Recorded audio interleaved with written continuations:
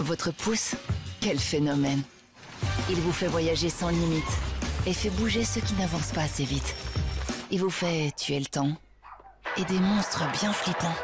Il fait vivre vos rêves les plus doux et vous aide à acheter un chez vous ou à goûter des trucs vraiment chelous et à tout partager avec le monde entier. Enfin, pas tout, faut pas abuser. Le monde au bout des pouces avec l'app ING Banking.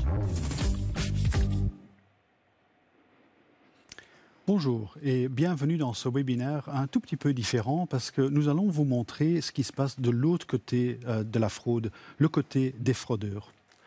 Pour ça, nous allons vous montrer dans les prochaines 40 minutes ce qui se passe dans un cas de phishing, c'est la vue du fraudeur, comment s'y prennent pour voler une carte bancaire et on va montrer des vraies images de caméras de surveillance. Et en troisième, on va vous montrer comment se passe une fraude aux faux amis sur WhatsApp. Mais avant de commencer, quelques conseils sur ce webinaire. Notre équipe technique est prête à répondre à vos questions techniques. Vous pouvez poser des questions sur la fraude, mais nous n'allons pas répondre en direct à vos questions. Mais nous allons utiliser ça pour organiser d'autres webinaires plus tard dans l'année. Donc, le webinaire est enregistré, il sera disponible en ligne dès demain et vous allez recevoir un mail avec le lien pour le regarder encore. D'autres webinaires, comme j'ai déjà dit, vont être organisés, au moins encore un webinaire cette année, durant l'automne de cette année.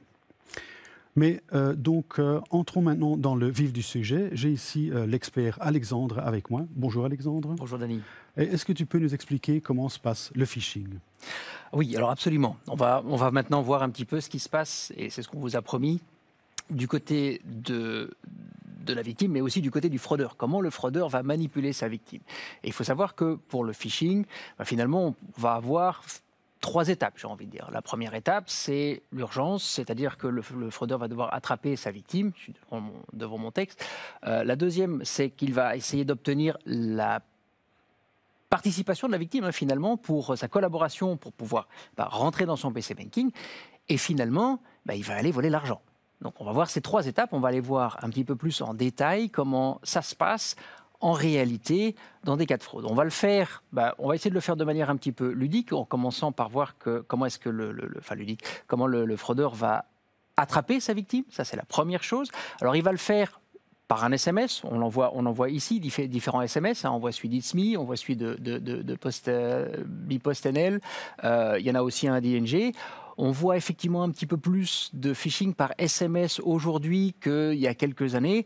Maintenant, ce qui est intéressant de voir, c'est qu'il y a de moins en moins de phishing qui va utiliser, comme on le voit ici, le nom de la banque. Et ça a donné un changement, c'est-à-dire que quand on va cliquer sur le lien qui est contenu dans ces messages, on va tomber sur des pages comme celle-là, où la victime va devoir choisir sa banque. Retenez bien cette page parce qu'on va y revenir tout à l'heure. Ça va nous permettre aussi de détecter la fraude. Mais j'y reviens tout à l'heure. On vient de parler de SMS. Le phishing par email existe toujours. Alors, j'ai un exemple de Bipost ici, un exemple de Proximus où on explique effectivement que les moyens de paiement n'ont été refusés, qu'il faut à nouveau se loguer sur Proximus pour mettre en route ces moyens de paiement et pouvoir payer ses factures. Là encore, on va aller sur le site, sur la page où on doit choisir sa banque, parce que dans les 2 cas, je reviens sur l'écran précédent, dans les 2 cas, le fraudeur ne sait pas dans quelle banque se trouve sa victime. Mais comment est-ce qu'il sait que je suis client chez Proximus alors? En fait, il ne le sait pas. Il ne sait pas chez quel service de téléphonie tu te trouves, mais d'ailleurs, c'est pour ça qu'on va voir de plus en plus de messages qui sont, comme celui de Bipost par exemple ici, qui sont génériques. On en verra aussi de l'État fédéral, parce que ça touche tout le monde. Maintenant, on sait que Proximus est quand même une entreprise importante en Belgique. Il y a plus de chances de toucher des victimes avec le mail de Proximus. Mais celui de Bipost, comme celui-là par exemple, j'ai envie de dire, tout le monde peut recevoir un paquet aujourd'hui et tout le monde peut être victime potentiellement d'un mail de Bipost. Donc, comme je le disais, on va choisir cette page. Et là encore, je reviendrai là-dessus tout à l'heure parce que c'est un très bel exemple pour démontrer que on est en train il va y avoir du phishing. Et si je m'arrête à cette page-là, est-ce que je suis déjà en danger? Alors, pas du tout. À partir du moment tant qu'on est pas été sur son PC banking, j'ai envie de dire, il n'y a pas de risque de perdre de l'argent. Okay. Mais en revanche, si, comme tu le dis, la personne va cliquer sur le lien, eh ben là, on va commencer à être en interaction avec le fraudeur. Alors, on va vous le montrer ici. L'interaction avec le fraudeur, en haut, je vais vous montrer l'écran que voit la victime. Et là, on va voir ce qui se passe du côté du fraudeur. Notre victime, on vient de le voir, a cliqué sur un lien, par exemple dans un SMS. Elle arrive sur une fausse page de l'identification à son PC banking. Alors, vous voyez, les pages ne sont pas toujours en français, en néerlandais. On a pris des exemples réels. Donc, ce sont des exemples qu'on a reçus, des choses qui se sont passées vraiment. Celui-ci est en néerlandais. La personne est sur un faux site qui reproduit celui, et pas tout à fait proprement d'ailleurs, celui de la page d'identification à Homebank. De son côté, le fraudeur, lui, eh bien, il est sur la vraie page. Lui, il attend que quelqu'un clique et puis transmettre ses codes. Alors et voilà, la victime a cliqué, elle va, pensant s'identifier, remplir les informations sur la fenêtre qui est sur son écran, et ces informations sont transmises au fraudeur qui, lui, n'a plus qu'à les remplir lui-même sur la vraie page, sur le site de Bank d'ING. Donc le site de la banque n'a pas été piraté? Absolument pas. Absolument pas. Le fraudeur, lui, est sur le site, la victime est sur un faux site qui mimique, mais qui n'est pas le site de la banque. Et c'est un copier-coller qu'il fait? Ça ressemble très fort, on verra tout à l'heure qu'il y a des choses qui manquent dans cette page, mais ça ressemble suffisamment pour que quelqu'un puisse se laisser tromper si on ne fait pas attention. Mais là encore, on verra tout à l'heure qu'il y a des choses qui vont nous permettre de détecter que finalement, ça, c'est peut-être pas bon. Une fois que la première, vous connaissez la procédure pour vous identifier dans une banque, une fois que vous avez rentré ces premières données, eh bien, vous devez mettre votre carte dans votre lecteur de carte et rentrer le code dans la fenêtre qui se présente. Eh bien, c'est la même fenêtre. On demande à la victime de faire cette opération. Elle va le faire, prendre le code qui est généré par le lecteur de carte et puis appuyer sur « Suivant ». Et ça transmet en fait le code au fraudeur qui, lui, n'a plus que le remplir dans la vraie page. Et à partir d'ici, ça devient dangereux. Alors à partir d'ici, ça devient très dangereux parce qu'une fois que les codes, enfin c'est les clés finalement, c'est une clé sécurisée que la personne a transmis sa clé au fraudeur, il peut rentrer dans la maison. Là, on est sur Homebank, eh bien il va rentrer dans le PC banking de sa victime et il voit les comptes bancaires. Alors le but là maintenant, c'est d'aller voler de l'argent. Donc il a besoin encore de la collaboration de sa victime pour pouvoir signer la transaction. Mais avant de la signer, eh bien, lui va la préparer. Donc il est là, sur cet écran, il voit les comptes, il va préparer un transfert. Pendant ce temps, la personne, la victime, elle a rentré ses codes, elle attend. Elle devrait accéder à cette page qui est ici. Mais elle ne la voit pas, puisque elle n'est pas sur le site de la banque. Et donc, elle reçoit un écran d'attente. Pendant ce temps-là, le fraudeur, lui, qu'est-ce qu'il fait? Il prépare son virement. Et puis, une fois que le virement est préparé, il va avoir besoin d'une signature, comme ce qui se passe dans la réalité quand on signe un transfert. Et donc, il va recevoir cet écran qui lui demande les codes. Et tout bêtement, il va aller donner à sa victime l'écran qui demande la signature. Et à partir de là, même système, on remplit les codes qui sont générés par le card reader et on les envoie aux fraudeurs. D'ailleurs, c'est assez amusant parce que je ne sais pas si vous savez lire ici, mais annuler le blocage, je suppose que le message de départ qui a amené la personne sur ce site-là, c'était un message qui disait votre Homebank, par exemple, a été bloqué. Veuillez cliquer ici pour le débloquer. Il y a une forme de consistance, mais on est sûr d'une chose, ce bouton-là n'existe pas chez ING. Ça a l'air assez simple pour le fraudeur, comme tu le montres là. Mais je me demande alors, qu'est-ce que la banque fait pour protéger les clients? Alors, merci de poser cette question parce que c'est très important. Il faut savoir que ING investit constamment dans la sécurité pour protéger ses clients. Ça veut dire qu'on va commencer par détecter. Et pour être honnête, on détecte aujourd'hui beaucoup de cas de fraude, avant même qu'il se passe ou au moment où il se passe. Ce qui nous permet à nous, en détectant la fraude, de protéger le client. C'est-à-dire qu'on va d'abord prendre ce qu'on appelle des mesures conservatoires. Ça veut dire qu'on va soit bloquer le transfert, mettre les comptes, empêcher l'argent sortir des comptes, bloquer, par exemple, si c'est nécessaire aussi, les souscriptions en ligne, comme la souscription à Homebank ou celle à ING Banking, dans le but de protéger le client. Et puis ensuite, on va le contacter. On va aider la victime, on va appeler le client en disant, voilà, cher client, on a détecté quelque chose qui nous semble à nous anormal. Est-ce que c'est la réalité? Est-ce que c'est vous? Peut-être que non. Voilà, j'étais en train d'acheter une voiture en Espagne. Nous, on a trouvé ça un peu bizarre. Mais non, c'est bon, vous pouvez. Et alors, on va laisser passer la transaction. Bon, il faut savoir que dans la plupart des cas, on était dans un cas de fraude et le client va confirmer que la fraude était en train de se passer. Mais la banque ne va jamais demander à la victime de faire des opérations avec son lecteur de cartes. Non.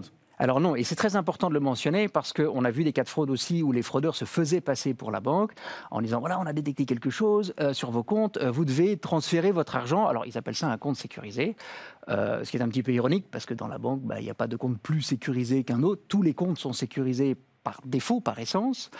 Mais non, et c'est important de le mentionner, on va prendre les mesures de protection avant. Et puis on appelle le client pour vérifier. On ne va jamais lui dire, OK, est-ce que vous pourriez quand même transférer l'argent pour le protéger? Non, d'abord il est déjà protégé. Sur le compte du client, on a simplement bloqué le transfert. À côté de ça, une fois qu'on a détecté, il faut savoir qu'il y a, à côté de la fraude, on va aussi investir en permanence dans la sécurité. C'est peut-être bête à dire, mais c'est important. Il faut savoir qu'on travaille constamment avec une équipe qui comprend plus de 100 personnes aujourd'hui. On travaille sur la sécurité de la banque. Alors, on va sécuriser le PC Banking, on va sécuriser l'app ING Banking pour être sûr d'offrir la meilleure sécurité à nos clients.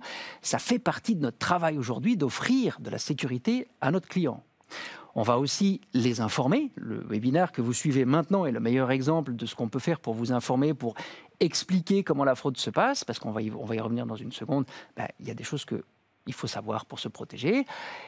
Et puis, on va collaborer avec les autorités. Il faut savoir que se battre contre la fraude aujourd'hui, c'est pas uniquement les banques. C'est pas uniquement. Je veux dire si on veut vraiment battre les fraudeurs, on doit travailler avec la justice, la police, les autorités, et puis aussi avec nos clients. Oui, donc tout ça, c'est ce que la banque fait. Est-ce que, comme client, je peux aussi faire quelque chose pour empêcher que la fraude se passe? Oui. Parce que, comme je le disais tout à l'heure, on détecte beaucoup de cas de fraude, mais dans certains cas, on n'en est pas capable. Aujourd'hui, la technologie ne le permet pas encore et on a besoin de travailler ensemble. Alors, en tant que client, il est important de savoir comment détecter la fraude. Il y a des signes qui sont assez évidents, on va en parler dans une minute, pour détecter que quelque chose d'anormal est en train de se passer. Alors, ça veut dire d'abord être critique. Si je reçois un message qui me dit que mon It's Me a été bloqué, par exemple, est-ce que c'est normal? On en a vu beaucoup de ces messages. Il y a un moyen de vérifier. Je peux vérifier et je peux, par exemple, ouvrir mon application It's Me et voir si elle est bloquée ou pas. Je veux dire que s'il y avait un message qui, soi-disant, dit qu'elle est bloquée, je peux le voir moi-même. Sachant que, de toute façon, It's Me n'envoie pas de SMS avec des liens, comme on l'a vu dans la fraude. Mais on peut vérifier. Et puis, il faut rester informé. Je veux dire que nous faisons des webinaires régulièrement, on met de l'information régulièrement sur nos médias sociaux et sur notre site internet. Il faut rester informé sur ce qui se passe et ce qui change parce que les fraudeurs essaient de nouvelles techniques, parce que oui, les clients sont meilleurs pour détecter la fraude aujourd'hui qu'hier, les banques aussi, alors ils évoluent et nous devons aussi évoluer ensemble. Mais est-ce que tu peux rendre ça un peu plus concret? Alors oui, simplement, juste avant, parce que si je peux me permettre, si jamais vous détectez une fraude, il faut la rapporter. Il faut rapporter la fraude. Je le disais tout à l'heure, le combat contre la fraude, on le fait ensemble. Nous, on ne sait pas quand vous recevez par exemple un message de phishing, mais vous pouvez nous alerter par exemple en envoyant le message chez nous à phishing@ing.be. Évidemment, si vous détectez quelque chose d'anormal sur vos comptes bancaires, vous nous appelez tout de suite. Plus vite vous réagissez, plus vite, nous, on peut prendre les mesures nécessaires pour protéger l'argent ou le récupérer. Et comme je le disais déjà tout à l'heure, se battre contre la fraude, on le fait ensemble. Je pense qu'aujourd'hui, on a tous une responsabilité. Je veux dire qu'on se bat tous contre des gens qui sont des criminels, contre des fraudeurs. On peut aussi aider notre entourage. Quand on sait ou quand on a une information, on peut la partager parce que ça peut aider d'autres personnes. Mais pour répondre à ta question, parce qu'elle est très intéressante, comment on peut faire aujourd'hui, et c'est aussi pour ça qu'on vous a montré comment la fraude se passe, les différentes étapes, c'est parce que maintenant on va revenir dessus et on va voir à quel moment on peut détecter qu'en fait c'est potentiellement de la fraude. Avant ça, je vais vous montrer un petit film qui est juste là maintenant derrière moi. Il faut savoir une chose, et qui est très importante à retenir, c'est comment lire un hyperlien. Je vous expliquerai après pourquoi, mais vous allez voir comment est-ce qu'on le lit. Passer sa souris sur un hyperlien dans un email pour savoir vers quel site il dirige, c'est malin. Savez-vous comment lire un hyperlien? Les cybercriminels savent que beaucoup de gens vérifient vers où dirige un hyperlien dans un email. Alors, ils créent maintenant des hyperliens logiques et lisibles pour tromper leurs victimes. Pour savoir vers quel site dirige un hyperlien, il est important de lire la bonne partie de l'URL, en orange dans nos exemples. Cet hyperlien n'est peut-être pas très clair. Pourtant, vous pouvez être certain d'une chose, il vous conduira sur ing.be.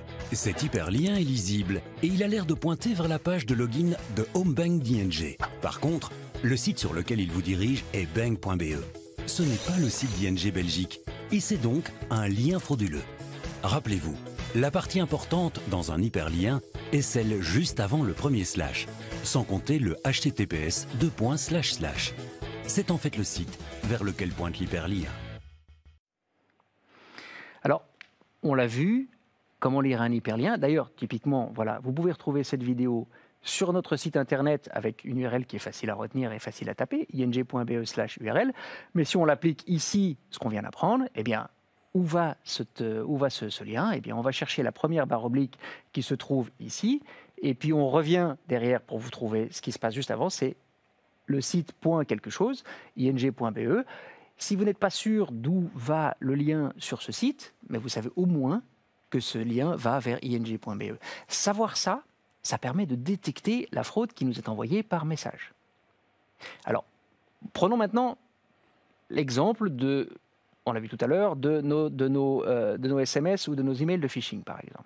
Ce lien-là dit, voilà, bonjour, c'est It's Me, il s'est passé quelque chose sur votre compte, voici un lien. Mais si vous le lisez maintenant comme vous l'avez appris, eh bien voilà, le lien maintenant, avant le premier slash ici, on revient avant et puis on va jusqu'au point précédent. Si on n'a pas, on s'arrête au début du mot. Et le mot, alors c'est un mot en néerlandais, c'est reactivatie-melding.com. S'il y a une chose dont on est sûr ici, c'est pas It's Me. Donc à partir de là, je veux dire, on peut savoir où est-ce qu'on va. L'avantage en plus, c'est qu'avec les SMS, le lien que vous voyez, c'est le lien sur lequel vous allez, c'est le site sur lequel vous allez. Sur un SMS, c'est facile, mais sur le mail qui est juste là à côté, je ne vois pas de lien. Là, je vois betaling voltooien. Donc, comment est-ce que je trouve l'URL et comment est-ce que je peux être sûr que c'est le bon URL? Merci pour la question, c'est une très bonne question. Comment savoir vers quel lien nous amène, enfin plutôt vers quel site nous amène un lien dans un email? Eh bien, c'est pas très compliqué. Il suffit juste de passer sa souris dessus. C'est-à-dire que, voilà, si vous prenez ici, là, typiquement en plus cet exemple-là, il est intéressant parce que on a expliqué lire le lien. Et là, voilà, je lis le lien et je vois avant la première barre oblique. ing.be. Ah, oui, c'est ING, ça colle. Le mail dit qu'il vient d'ING, le lien a l'air d'aller vers ING, c'est normal. Dans un email, et c'est ce que tu disais, le lien, il peut ressembler à n'importe quoi. Ça pourrait être cliquez ici, connectez-vous. Pardon ? Même un bouton. Même un bouton, exactement. Mais il y a un moyen super simple. Je le disais, il suffit simplement d'aller passer le curseur de sa souris sur le lien, sans cliquer. Surtout, vous ne cliquez pas dessus, mais vous allez voir directement vers où vous allez. Et là, typiquement, ing-menubeheer.pw, c'est pas ING. Et donc, en sachant lire l'URL, eh bien, je sais voir où je vais. C'est un petit peu comme quand je me promène dans une ville, en regardant les panneaux, je vois où je vais. Il faut simplement savoir comment lire le panneau. On vient de l'apprendre maintenant. Alors, une fois qu'on a vu ça, puisque maintenant on a vu que la première étape, c'est je reçois le message, je regarde le lien, je regarde où je vais. Il y a déjà un premier élément qui me permettrait de voir qu'il y a un truc qui ne va pas, que c'est peut-être du phishing. Parce que le nom qui dit par exemple It's Me et le lien ne va pas vers It's Me, ça je sais maintenant le détecter, je viens de l'apprendre. Mais il y a un deuxième truc. En imaginant qu'on clique quand même sur le lien, comme on le disait tout à l'heure, les messages qu'on appelle génériques, donc qui ne copient pas le nom de la banque, à un moment, ils doivent quand même vous emmener vers votre PC Banking, puisque le fraudeur, lui, son but, c'est de vous y emmener pour pouvoir voler de l'argent. Et typiquement, là, on en voit, alors là, il y a un autre modèle, c'est un faux It's Me, et ici, on a un menu déroulant qui permet de choisir sa banque. Celui qui est juste là, on le connaît, on l'a déjà vu tout à l'heure, je dois juste cliquer pour choisir ma banque. Typiquement, si vous voyez une page où vous devez choisir votre banque, comme une de ces deux-là par exemple, et vous venez d'un lien dans un message ou dans un SMS ou dans un email, c'est de la fraude à chaque fois, à 100%. Donc, je lis le lien, Deux, si j'ai peut-être quand même cliqué, je tombe sur cette page, je m'arrête tout de suite parce que c'est de la fraude. Alors on va continuer dans l'histoire. Malheureusement, je n'ai pas été assez prudent et j'ai quand même cliqué sur j'ai quand même choisi ma banque et j'y ai emmené le fraudeur. Là encore, typiquement, ça, c'est un faux site ING, mais c'est un vrai site de phishing. Là encore, j'ai appris à lire un hyperlien. Si je lis le lien sur le site là, qui est en fait ici, hein, dans la barre de votre navigateur Internet, si je le lis là, info ing home-be.web, c'est pas ING. À ce moment-là, je suis encore capable de voir que je suis sur un site frauduleux et il ne s'est encore rien passé. D'autant plus que si vous voulez aller sur le site ING pour voir, eh ben c'est facile. Si vous allez sur le site ING, vous voyez, le lien c'est ebanking.ing.be. Mais si vous utilisez ce qu'on vient juste d'apprendre, eh bien avant la première barre oblique ou le premier slash, on revient en arrière et jusqu'au deuxième point et on voit ing.be. E-banking, ça pourrait être autre chose si c'est une autre page sur notre site, mais tant qu'il y a ing.be avant le slash, ben, vous êtes sur le site de votre banque. Avec ça, avant même d'être rentré dans le jeu du fraudeur, comme on l'a vu tout à l'heure en partageant les codes, vous savez déjà, ça fait un troisième élément pour détecter que finalement, vous avez reçu un message frauduleux. Il y a encore un élément, j'ai envie de dire, il y a même un quatrième élément, c'est-à-dire qu'on le voit dans beaucoup de cas aujourd'hui, quand on arrive sur cette page-là, par exemple, qui est une fausse page d'identification, d'ailleurs on le voit, vous allez voir qu'il y a une différence quand même si je retourne sur l'écran d'avant avec celle-ci et celle-ci. Mais si vous utilisez une page comme celle-ci, qui est une page d'identification, et qu'avant même d'avoir fait quoi que ce soit, aucune opération, l'écran vous montre un écran de signature, un écran de transaction, il y a un truc qui ne va pas. Pourquoi est-ce que je devrais signer maintenant? Je viens juste de m'identifier, je n'ai même pas encore vu mes comptes. Là encore, alors évidemment, à ce niveau-là, le fraudeur va avoir accès aux comptes, mais à ce niveau-là, je suis encore en train de me faire frauder, il n'a pas encore volé l'argent. Mais ici, tu parles d'une transaction. Est-ce qu'il n'y a pas un moyen d'être sûr, d'être sûr et certain que c'est une transaction, un paiement qui va être exécuté là? Alors si, exactement. Alors il y a deux choses. Il y a deux choses qu'on peut utiliser aujourd'hui. La première, c'est que, comme vous le voyez ici, vous avez le bouton Sign, qui, comme son nom l'indique, j'ai envie de dire, sert à signer. Donc, par exemple, dans un cas de figure où on dit, voilà, vous devez vous identifier à votre PC Banking et qu'on vous demande de signer, vous savez que vous êtes en train de signer quelque chose à ce moment-là. En utilisant le bouton Sign, on signe. Mais j'ai envie de dire, il y a mieux que ça aujourd'hui. Il y a beaucoup mieux que ça et beaucoup plus facile à utiliser. Et c'est It's Me. Beaucoup de gens utilisent It's Me aujourd'hui, on l'a tous utilisé avec notre Covid Safety Kit. It's Me a un gros avantage sur le lecteur de carte, c'est qu'il est connecté à Internet. Il est connecté via le Wi-Fi, via la 4G sur notre téléphone. Ça permet d'envoyer de l'information à It's Me. Donc quand vous faites quelque chose, quoi que ce soit d'ailleurs, sur It's Me, au moment de valider, de signer, vous voyez ce que vous allez valider. Typiquement ici, je vais signer un transfert de 130 €. Si c'est ce que je suis en train de faire, et si le montant colle avec ce que je suis en train de faire, tout va bien, je confirme. Si ça n'est pas le cas, je refuse. Et donc si je suis victime de fraude à ce moment-là, de toute façon, l'écran que je vois sur It's Me ne va absolument pas correspondre avec ce que je suis en train de faire. Et là, avant même que l'argent soit parti, je peux encore refuser et bloquer le transfert. Alors attention, à ce moment-là, vous nous appelez le plus vite possible parce qu'on l'a vu dans notre histoire au début, si le fraudeur demande une signature, c'est qu'il a déjà eu accès au compte. Il n'a rien volé, il n'a rien pu voler parce que It's Me, finalement, vous a protégé. Vous utilisez It's Me, ça vous protège. Mais il faut quand même qu'on prenne certaines actions pour vérifier qu'il n'y a pas d'autres choses qui se sont passées. Donc It's Me, pour moi, aujourd'hui, c'est une protection contre la fraude. Merci Alexandre. Je pense que c'est assez clair avec ces éléments et ces astuces. Il sera plus facile de détecter la fraude. Moi, je retiens personnellement 3 choses. Si je vois l'écran de choisir la banque, ça c'est une fraude. Je dois savoir lire une URL, ça c'est très important. Et si j'utilise It's Me, je vois au moins la vérité à l'écran, donc ce sera beaucoup plus difficile de devenir victime de fraude. Donc merci pour ces astuces, Alexandre. Maintenant, je voudrais qu'on parle d'un autre un autre type de fraude, le vol de la carte bancaire. Et nous allons montrer des images de nos caméras de surveillance. Je pense que ça n'a jamais été fait par une banque. Et donc, c'est assez unique de vous montrer ça. Alexandre, est-ce que tu peux nous expliquer? Absolument. Donc, comme le disait Dany, on va vous montrer des images de nos agences, simplement parce que celles-là, on peut les avoir. Le vol de cartes bancaires se passe aussi dans les commerces. Ce n'est pas uniquement dans les self-banks que ça peut se passer. Mais on va quand même regarder comment ça se passe et on va détailler. Ce que je vais vous montrer d'abord, c'est la vidéo complète. Je vais la lancer dans une seconde. Où vous allez voir en fait tout ce qui se passe. Ça dure une quinzaine de secondes, alors c'est un petit peu rapide, malheureusement c'est comme ça que c'est enregistré. Mais vous allez voir comment ça se passe et ensuite on va détailler les étapes par étape. Regardez un petit peu comment ils font.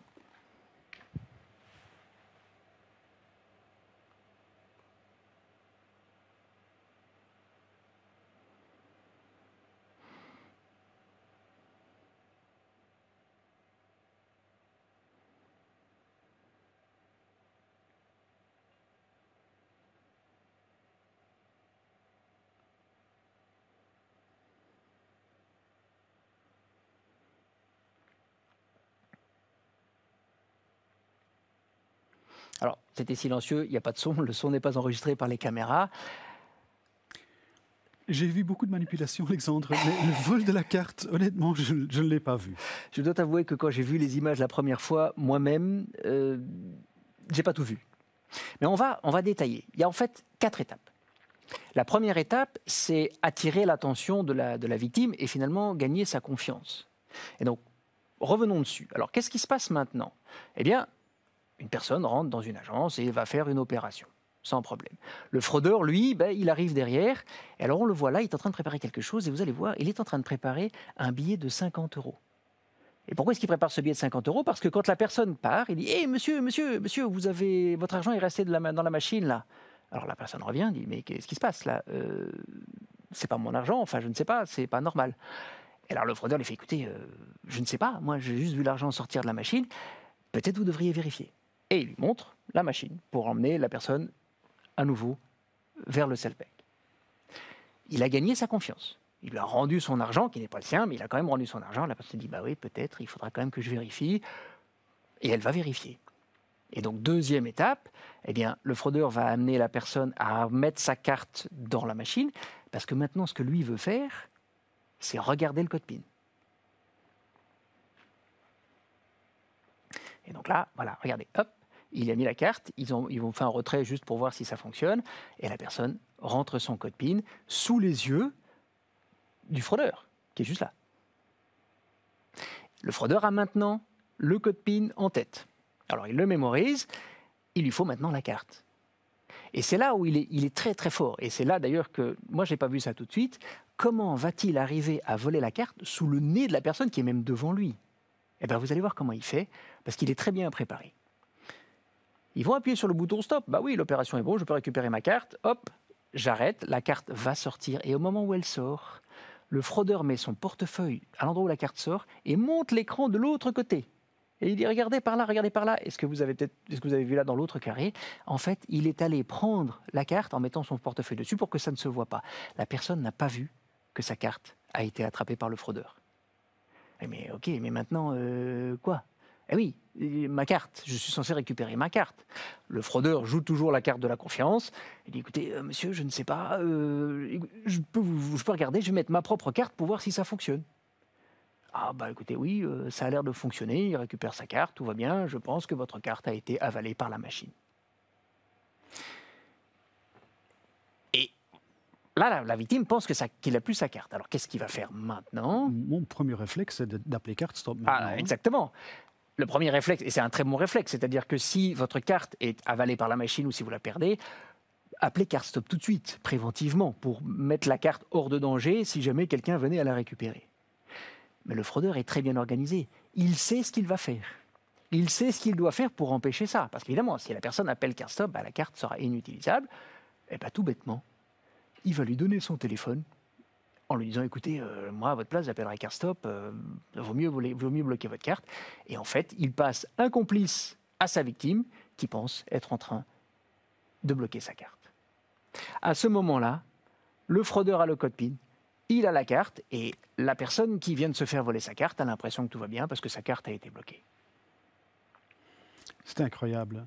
Et tu disais tantôt que ça se passe aussi dans les commerces, pas uniquement dans les self-banks. Oui, oui, alors on a passé plus de temps sur le self-bank parce qu'on avait des images qu'on peut vous montrer pour voir comment ça fonctionne. Ça se passe aussi dans les commerces, tout bêtement. Quand on va aujourd'hui faire des achats dans un commerce, il y a peu de gens, et si vous y faites attention, il y a peu de gens qui cachent le code PIN de leur carte au moment où ils vont faire la transaction. Aujourd'hui, quand on fait une transaction dans un magasin ou dans n'importe quel, ou quand on rentre son code PIN à n'importe quel endroit, on met la main dessus. Il faut vraiment aller mettre une main sur l'autre et cacher le PIN code. Voir, se retourner pour voir s'il n'y a pas quelqu'un qui me regarde, mais de toute façon, cacher son code PIN. Parce qu'alors là, ils peuvent regarder par-dessus votre épaule. Il y en a même qui se promènent avec des smartphones, on en a vu, qui permettent de filmer à distance. On a des très bonnes caméras sur les smartphones avec des zooms fantastiques, ce qui permet de loin de regarder et de filmer le code PIN. Et puis quand la personne quitte le magasin, on va bousculer, voler le portefeuille, arracher le sac à main. Et là, on a aussi la carte et le code PIN. J'ai envie de dire, c'est assez facile de se protéger. Je viens de vous le montrer, c'est ce qu'il y a ici à l'écran. Cacher son code PIN. Est-ce qu'il n'y a pas autre chose qu'on peut faire pour se protéger? Si, à mon avis, il y a un certain nombre de choses qui permettent d'être plus prudent. La première chose pour se protéger, aujourd'hui, ce que moi je recommande très fort, c'est de payer sans contact. D'abord parce que pour les montants inférieurs à 50 €, ou jusqu'à 50 € d'ailleurs, on ne doit pas rentrer son code PIN. Donc c'est pratique, parce que là, on ne peut pas me le voler. La deuxième chose, c'est que même si le montant est supérieur, on peut très bien passer sa carte sur la machine, la ranger dans son portefeuille ou dans son sac à main, et à partir de là, cacher le code PIN. Ce qui fait que personne ne peut le voir. Mais j'ai les mains libres, j'ai pas de carte, je ne vais même pas la reprendre, elle est déjà rangée. Ensuite, regardez si on vous espionne. Faites attention, est-ce qu'il n'y a pas quelqu'un qui me regarde derrière? Ça prend une demi-seconde, mais ça permet de voir s'il y a un danger. Et de toute façon, quoi que vous fassiez, cachez votre code PIN toujours en mettant votre deuxième main sur celle qui va taper le code. C'est très important. Maintenant, si jamais la carte était avalée ou si ou votre carte venait de disparaître, rapportez le vol immédiatement, appelez CartStop. Je pense qu'aujourd'hui, tout le monde le sait, mais ce qu'il faut savoir, c'est qu'il faut appeler CartStop vous-même à partir de votre propre téléphone. Le numéro s'affiche à l'écran, vous pouvez le trouver un petit peu partout. Mettez-le dans votre téléphone. Si jamais un jour ça vous arrive, vous appelez CartStop vous-même et vous ne laissez personne téléphoner à votre place. Et ça, c'est le nouveau numéro de CartStop. Ça, c'est le nouveau numéro de CartStop, effectivement. Alors, je le disais, appelez vous-même. Excusez-moi, ça c'était un petit peu plus vite. Ok, merci pour ces astuces. De nouveau, moi je retiens qu'il faut cacher son code PIN absolument, payer sans contact quand c'est possible et surtout ne pas se laisser distraire parce que c'est là que la fraude se passe aussi. Maintenant, pour le troisième cas, je vais vous parler de la fraude aux faux amis sur WhatsApp. Alexandre, est-ce que tu peux nous expliquer comment ça fonctionne? Alors oui, tout à fait. On va sortir des salmons, on va aller sur les médias sociaux maintenant. C'est une fraude qui se passe, j'ai presque envie de dire, tous les jours aujourd'hui encore. On a encore reçu l'information d'un cas qui s'est passé hier. Il est assez facile de s'en protéger. Je dis ça toujours, mais c'est vrai que quand on sait, et c'est pour ça qu'on fait ce genre de webinaire, quand on sait à quoi faire attention. Alors typiquement, comme je le disais, ça se passe sur WhatsApp. On va d'abord recevoir un message sur WhatsApp d'un numéro qu'on ne connaît pas. Alors on ne le connaît pas, d'ailleurs on peut le voir, il n'y a pas de photo, mais le numéro on ne le connaît pas. Ce n'est pas un numéro de quelqu'un. Malheureusement, il y a un truc qui se passe, il y a un truc bizarre qui commence en disant « Tiens, salut maman ». Bon, ça peut être « Salut papa hein, », c'est pas ça la question, mais il se fait passer pour un des enfants de la personne. Et puis il lui dit, oui, c'est mon nouveau numéro, logique, hein, ce numéro je ne le connaissais pas, c'est mon nouveau numéro, j'ai perdu l'ancien téléphone, tu peux enregistrer le numéro. Alors, il dit, oui, ok, mais c'est qui? Parce que voilà, qu'à présent, d'ailleurs, cette interaction que je vous montre maintenant est une réelle interaction. On a changé les prénoms, mais la discussion est réelle. C'est quelque chose qui s'est vraiment passé. Alors, la personne dit, tiens, est-ce que c'est Max ou Élise hein, parce qu'elle a 2 enfants, apparemment. Et le fraudeur, ça, en plus, c'est pratique, parce que j'ai envie de dire, le fraudeur, maintenant, il n'a même plus qu'à choisir la personne dont il veut prendre la personnalité. Il a son prénom. Ah, c'est Max. Ah, ok, super, c'est Max. Mais maman, j'ai un problème. Et c'est là où ça va commencer. J'ai un problème, je ne peux pas aller sur mon compte, et donc sur mon compte en ligne, à partir de ce nouveau téléphone, ce qui en soi est assez logique, hein, parce que finalement, il a changé de téléphone, il a perdu l'ancien, donc il a peut-être plus son ING Banking dessus. J'ai des factures à payer, est-ce que tu peux m'aider? Ah, ok. La maman s'est dit, ok, mais j'ai pas les factures. Que moi je vais faire? Pas de souci.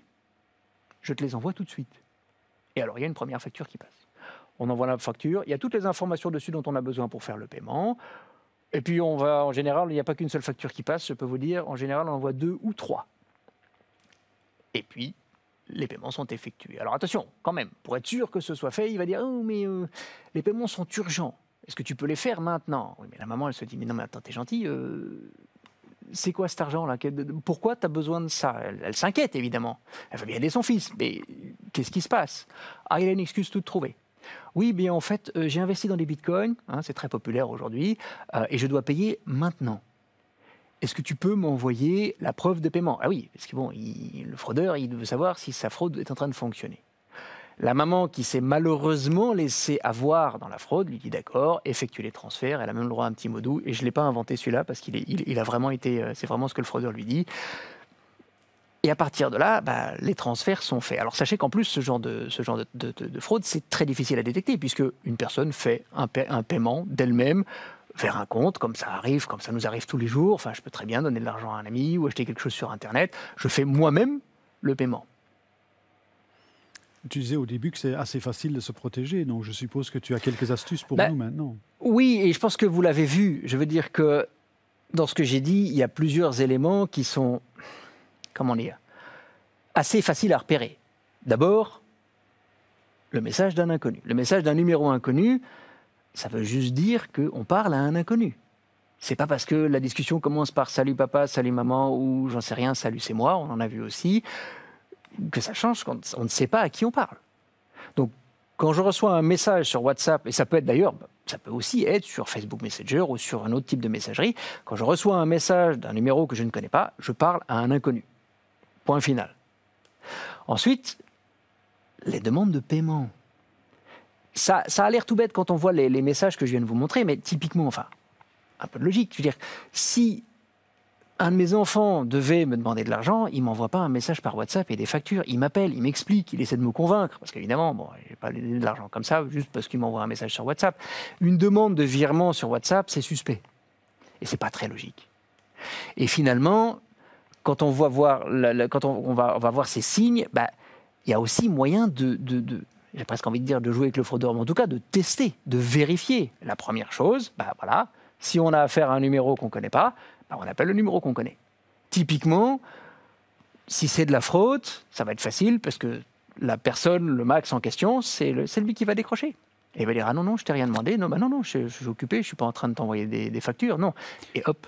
Et Alexandre, je suppose c'est pour ça qu'au début de la conversation, le fraudeur dit « Vous pouvez effacer mon numéro et enregistrer un nouveau numéro pour empêcher d'appeler le numéro connu. » C'est malin d'ailleurs, c'est très très malin parce que si à ce moment-là, la maman va changer le numéro dans ses contacts, et malheureusement, je ne sais pas pour vous, mais moi j'ai tendance à ne plus retenir le numéro de téléphone parce que mon téléphone le fait pour moi, quand elle va vouloir appeler, elle va tomber sur le fraudeur qui va tout confirmer. Elle va quand même pas reconnaître la voix de son fils. Et d'ailleurs, on a vu des cas où la personne a essayé de téléphoner, et sur WhatsApp, elle recevait un message de « Non, je ne peux pas te répondre maintenant, c'est pas possible, je ne peux pas décrocher, est-ce que tu peux juste effectuer les virements ?» Et donc en fait, ils ne vont pas décrocher le téléphone.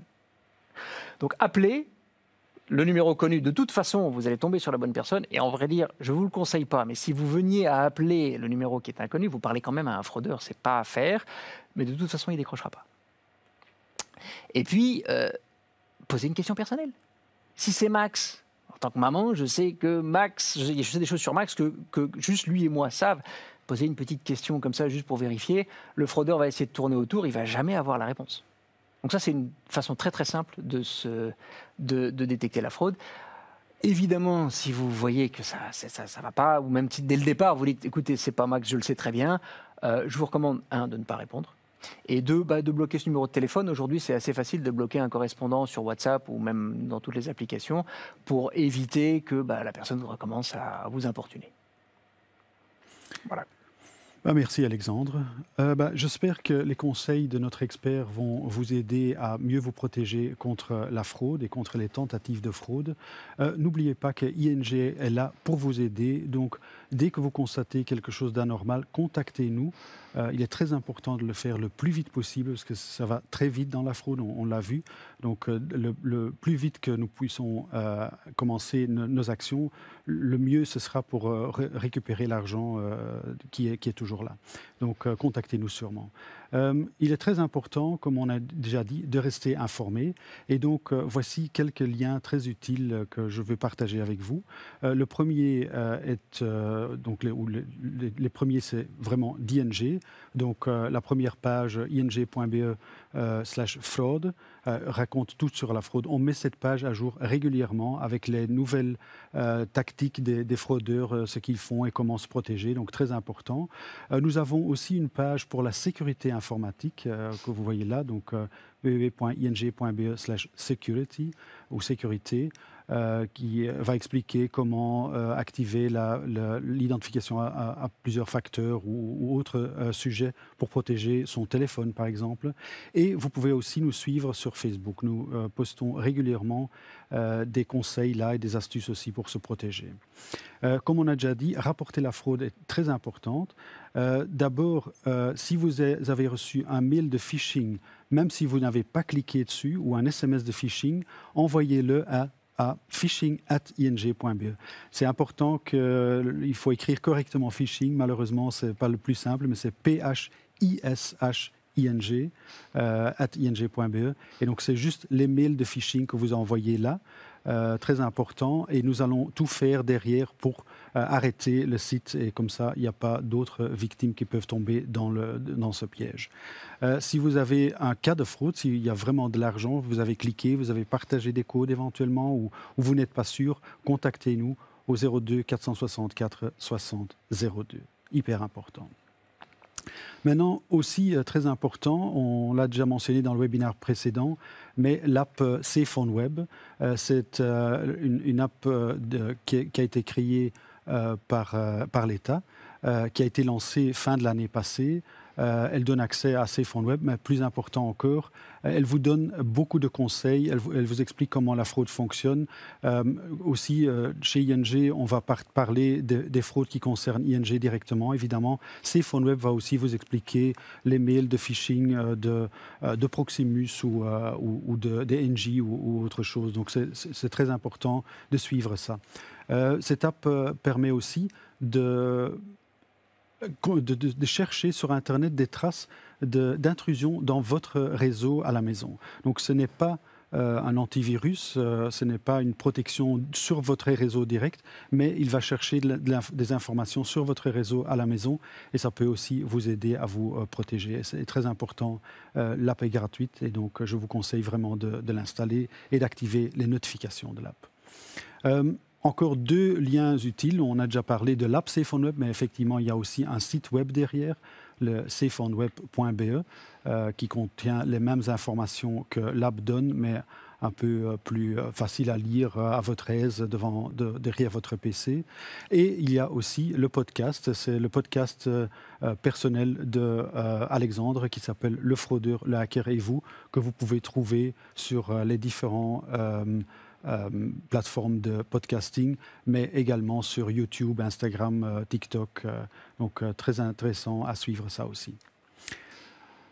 Comme ça, on est arrivé à la fin. Je vous demande de ne pas tout de suite partir parce qu'il y a encore quelques questions qu'on va vous poser pour vous laisser l'occasion de donner votre avis sur ce webinaire. Ça peut nous aider pour améliorer la qualité et pour choisir les sujets des futurs webinaires. Mais après ça, je vous souhaite une bonne soirée et à bientôt dans le webinaire suivant sur la fraude.